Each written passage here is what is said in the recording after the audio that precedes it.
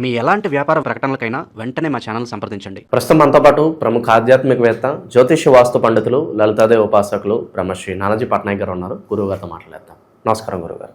శ్రీమాత్రే నమః. గురుగారు, జనవరి మాసం విశేషంగా వృశ్చిక రాశి వారి పరిస్థితి ఏ విధంగా ఉంటుంది? ఎటువంటి జాగ్రత్తలు తీసుకోవాలి ప్రజెంట్ ఉన్న మాసం? కాంపిటీషన్కి ఏదైనా పెట్టిన పేరు ఉందంటే వృశ్చికమేనండి. వృశ్చికం వారికి ఉండే కాంపిటీషన్ కానీ, వృశ్చికం వారు కష్టపడే తీరు కానీ, వృశ్చికం వారు ఇప్పుడు చూడండి, మనం ఉన్నాం అనుకోండి, ఉదయం నుంచి సాయంత్రం చేసిన తర్వాత సాయంత్రం నిద్రపోవాలి. ఆయన వాళ్ళు అలా కాదు, 1-2 days కంటిన్యూస్గా ఏదైనా పని పట్టుకుంటే నిద్రపోకుండా చేయగలరు. ఆ బలం వృశ్చికానికి ఇస్తారు. కాకపోతే అదే రేంజ్లో కొంచెం కాంపిటీషన్గా ఉంటారు. అయితే వీళ్ళకి మొట్టమొదటిగా మొదటి 15 రోజులు 2వ స్థానంలో అధిక గ్రహాలు ఉంటున్నాయి. ఇక 13, 14, 16, 17 తారీఖులు ఒక్కొక్క గ్రహం 3వ స్థానంలోకి వెళ్తుంది. అంటే ముందు శుక్రుడు, తర్వాత రవి. మకర సంక్రాంతి కదా మనకి, సంక్రాంతి సమయానికి రవి మారడం, అంటే 16 కుజుడు మారడం, 17వ తేదీకి బుధుడు మారుతున్నాడు 3వ స్థానంలో వృశ్చికం. అలాగే వీళ్ళకి పంచమ అంటే ఆలోచన స్థానంలో శని ఉన్నాడు, శీలస్థానంలో గృహస్థానంలో రాహు ఉన్నాడు, దశమ కేతు ఉన్నాడు, అష్టమంలో గురువు ఉన్నాడు. ఈ యొక్క గ్రహస్థితి వల్ల అసలు వీళ్ళకి కలిగే శుభ ఫలితాలు ఏమిటి, ఏ విషయాల పట్ల వీళ్ళకించి జాగ్రత్త తీసుకుంటే సరిపోతుంది అనేటువంటి విషయాలు చెప్తుంది. నేనైనప్పటికీ కూడా చెప్పిస్తుంది సాక్షాత్ లలిత అమ్మవారిగా భావిస్తూ. ఫస్ట్ ఆఫ్ ఆల్ ఏంటంటే, ఈ రాశి వారికి ధనపరమైనటువంటి విషయాల్లో ఫస్ట్ 2 weeks చాలా బాగుంటుంది. మరి 2 weeks తర్వాత ఏంటంటే గ్రహాలు మారిపోతున్నాయి కదా, అంటే ధనపరంగా ఇబ్బంది వస్తుందని కాదు, వీళ్ళకి ప్రయాణాలు ఎక్కువగా ఉండడం, ఇంట్లో తక్కువగా బయట ఎక్కువగా ఉండడం, ఇల్లు మారడం, కొన్ని కొత్త అగ్రిమెంట్స్ చేయడం, కొన్ని విషయాలు ధైర్యంగా కొన్ని స్టెప్స్ తీసుకుని, ఎందుకంటే 3లో గ్రహాలు ఉన్నప్పుడు ధైర్యంగా కొన్ని నిర్ణయాలు తీసుకుంటారు. కాకపోతే ఈ నిర్ణయం తీసుకునేటప్పుడు మాత్రం పంచమంలో రాహు ఉన్నాడు కాబట్టి స్లోగా తీసుకోకండి. ఆలస్యం అమృతం విషం అనేటువంటి విషయాన్ని ఇక్కడ వీళ్ళు గుర్తుపెట్టుకోవాలి. ఎందుకంటే మనకి పంచమ స్థానంలో శని ఉన్నప్పుడు ఏమవుతుందంటే, ఒక విషయం చెప్పినప్పుడు సరే చూద్దాంలే చేద్దాంలే అలా మనం పెండింగ్ పెట్టేస్తాం. ఆ అవకాశం కాస్త చేజారిపోతుంది. కాబట్టి ప్రాపర్ టైం, ఓకే నేను ఈ 1 dayలో చెప్పాలి, 2 daysలో చెప్పాలి, అలానే స్పీడ్గా చెప్పండి అని చెప్పట్లేదు, టైం తీసుకోండి, కానీ ఈ విషయంలో జాగ్రత్తగా ఉండాలి. 4వ స్థానంలో రాహు తన స్వనక్షత్రంలో ఉన్నాడు. ఇక్కడ మనం గుర్తించాల్సిన విషయం, ఉన్నప్పుడు విదేశాలలో PR గ్రీన్ కార్డ్ హోల్డర్స్ అవ్వడానికి, అక్కడ ఏదైనా ఒక సంస్థ, ఇక్కడ నుంచే చూడండి, కొంతమంది విదేశాలు USలో కూడా ఒక సంస్థ పెడుతున్నామండి అంటారు. కొంతమంది బట్టల షాప్ వాళ్ళు కూడా అక్కడ కూడా ఒక సంస్థ ఉంటుంది. అలాగా ఉండేటువంటి వారు, అలాంటి ప్రయత్నం చేసేటువంటి వారికి చాలా బాగుంటుంది. ఆన్లైన్లో సెర్చ్ చేసుకోండి మీకు ఏదైనా గృహం కావాలంటే. ఎందుకంటే 4వ స్థానంలో రాహు ఉన్నప్పుడు మనం ఒక్కోసారి ఎలా ఉంటుందంటే, ఆన్లైన్లో సెర్చ్ చేస్తే తొందరగా దొరుకుతాయి. మ్యాజిక్ బ్రిక్స్ రకరకాలు ఉంటాయి కదా, నో బ్రోకర్ చాలా ఉన్నాయి. మనకి ఆన్లైన్లో కొనుక్కోవాలన్నా అద్దెకి తీసుకోవాలన్నా ఇది ఆన్లైన్ సెర్చింగ్ అనేటువంటిది బ్రహ్మాండంగా పనిచేస్తుంది. అలాగే ఇంట్లోనే ఉంటూ ఆన్లైన్లో చేసేటువంటి ఉద్యోగాలు కొన్ని ఈ మధ్యకాలంలో వీళ్ళకి ఏర్పడతాయి. ఎందుకంటే వృత్తి స్థానం అనేటువంటి ఉంటుంది. ఆ వృత్తి స్థానంలో కేతు ఉన్నాడు కాబట్టి ఉన్న ఉద్యోగం మానేయాలి, అబ్బాయి నేను చేయలేనులేండి. ఒక టైంలో చూడండి, మనిషికి వెక్స్ అయిపోతాడు కొన్ని విషయాల్లో. ఆ రకంగా వెక్స్ అయ్యి నాకు ఇది వద్దు, నేను ఇంకో దానిలోకి మారిపోతాననే ఆలోచనలు వీళ్ళకి పెరుగుతూ ఉంటాయి.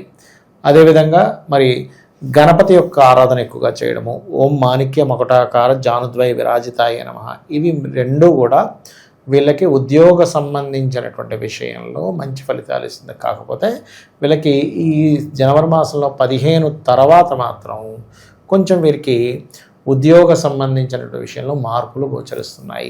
ఇంకా అలా కాదండి, నేను వెళ్తున్నాను తప్పట్లేదు, వెళ్ళాల్సి వస్తుంది, కానీ అక్కడ వెళ్ళాక ఏదో తెలియని విరక్తి వైరాగ్యం ఉండబుద్ధి కావట్లేదు అన్నప్పుడు మీరు ఇంట్లో నుంచి చేసినా లేకపోతే ఆఫీస్కి వెళ్ళి చేసినా, వీళ్ళు ఏదైతే టేబుల్ మీద కూర్చుంటారో వాళ్ళకంటూ ఒక టేబుల్ ఉంటుంది కదా, ఆ క్యాబిన్లో వాళ్ళు చిన్న గణపతి బొమ్మ పెట్టుకొని ఒక్కసారి గణపతిని స్మరించుకొని చేసినట్లయితే ఆటంకాలు రావు. లేకపోతే ఏమవుతుందంటే, దశమస్థానంలో కేతు సంచరించేటప్పుడు మానేయడము మారిపోవడాలు ఇవి పక్కన పెడితే, వీళ్ళు చేస్తున్న ఏదైనా పని మధ్యలో కరెక్ట్ అయిపోవడం, మళ్ళీ అది వాళ్ళకి చెప్పినా నమ్మకపోవడం, పోయింది మళ్ళీ చేస్తున్నానంటే, ఇలాంటి మిస్కమ్యూనికేషన్స్ వస్తాయి. సో అదొకటి చూసుకోవాలి. సంతానాన్ని విదేశాలకు పంపించే ప్రయత్నం అయితే ఫలిస్తుంది. కాలభైరవ అష్టకం, దక్షిణామూర్తి యొక్క స్తోత్రము ఎంత చేసుకుంటే అంత మంచిది చెప్పాలంటే, చండీ పారాయణ ఇలాంటివన్నీ కూడా. అయితే ఇక్కడ పంచమంలో శని ఉన్నందుకు కొంచెం విదేశాల అవకాశాలు ఎలా ఉన్నాయో, కొంచెం సంతానం విషయంలో ఎంతైనా సరే 4వ అధిపతి కాకుండా 3వ అధిపతి కూడా అవుతాడు కాబట్టి శని, అక్కడ మనం సంతానం విషయంలోని, ఫ్రెండ్స్ విషయంలోని, షేర్ మార్కెట్ విషయంలోని, ఏదో ఓల్డ్ రిలేషన్ ఒకసారి చూడండి, అప్పట్లో ఎప్పుడో రిలేషన్ ఉండేది మళ్ళీ వచ్చి కనెక్ట్ అయ్యారంటుంటాం, అలాంటివి కనెక్ట్ అవుతూ ఉంటాయి ఈ టైంలో. అంటే ఎప్పుడో నడిచేదండి, మాకు 5 ఏళ్ళ 10 ఏళ్ళ క్రితం మాకు రిలేషన్ నడిచింది, కానీ మళ్ళీ కనెక్ట్ అయ్యారు, ఏంటో అర్థం కావట్లేదని కొంతమంది ఫోన్ చేస్తుంటారు. అటువంటివి శని పంచమంలో జరిగేటప్పుడు ఇస్తూ ఉంటుంది. ఎందుకంటే ఆ సమయంలో మనిషి యొక్క బుద్ధి మందగించి అటువైపు వెళ్ళిపోతూ ఉంటాడు. అంటే అన్నీ వదిలేసి అవి మళ్ళీ కనెక్ట్ అయ్యారు కదా, బాయ్ కావచ్చు గర్ల్ కావచ్చు, మళ్ళీ వాళ్ళతో చాటింగ్లోకి వెళ్దాం, వాళ్ళని కలవాలనుకోవడం, ఏదో రిలేషన్ పెట్టుకుందాం అనుకోవడం, ఇలాంటివి ఏర్పడుతూ ఉంటాయి. కాబట్టి ఈ విషయంలో జాగ్రత్తగా ఉండాలి. అదేవిధంగా కాస్త మరి ఈ మాసంలో ఏదైనా వివాహ సంబంధించిన ప్రయత్నాలు చేయొచ్చా ఏంటంటే, ఈ మాసంలో అంత అనుకూలంగా అయితే లేదు చెప్పాలంటే ఆ వివాహం విషయంలోని. అండ్ అదేవిధంగా అష్టమంలో గురువు ఉన్నాడు కాబట్టి కొంచెం ఇన్సూరెన్సెస్ రిలేటెడ్ సంబంధించినవి పెండింగ్ పెట్టకండి. అదేవిధంగా గమనించినట్లయితే ఇన్సూరెన్స్ ఒకటి పెండింగ్ పెట్టద్దు. తొందరపడి షేర్ మార్కెట్లో ఇన్వెస్ట్మెంట్స్ చేయకూడదు చెప్పాలంటే. మంగళవారాలు కానీ ఆదివారాలు కానీ జాబ్ మారే ప్రయత్నం మాత్రం అసలు చేయకూడదు. ఎందుకంటే మంగళవారం ఇక్కడి నుంచి ఇంకో దాంట్లోకి మారిన మంగళ ఆదివారాలు ఇప్పుడు అనుకూలించే ఇప్పుడుండే పరిస్థితుల్లో అది చూసుకుంటూ వీళ్ళు దక్షిణామూర్తి స్తోత్రం వినడం కానీ, కాలభైరవ అష్టకం వినడం కానీ చదివినా కానీ మంచి ఫలితాలు ఉంటాయి వీరికి. ఇంకా విశేషంగా ప్రజెంట్ ఉన్న గ్రహస్థితి బట్టి ఎటువంటి పరిహారాలు, ఎటువంటి ఆలయాలకు వెళ్ళొస్తుంటే బాగుంటుందంటారు?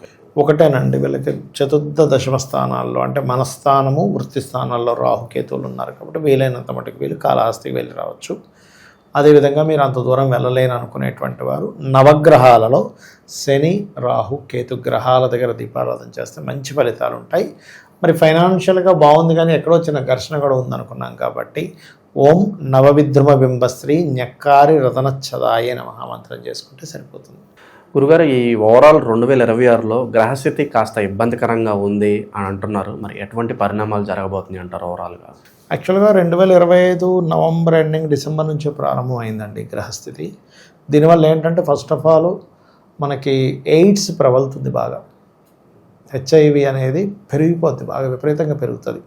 అది కొంచెం జాగ్రత్తగా ఉండాలి. స్త్రీ పురుషులు సాంగత్యం కలిసేటప్పుడు అది జాగ్రత్తలు తీసుకోవాలి, తప్పదు. అలాగే రెండవది ఏంటంటే గాలి ద్వారా వచ్చేటువంటి కొన్ని ఇన్ఫెక్షన్స్ రెస్పిటరీ సిస్టమ్ మీద, ఊపిరితిత్తుల మీద ప్రభావం చూపించనుంది.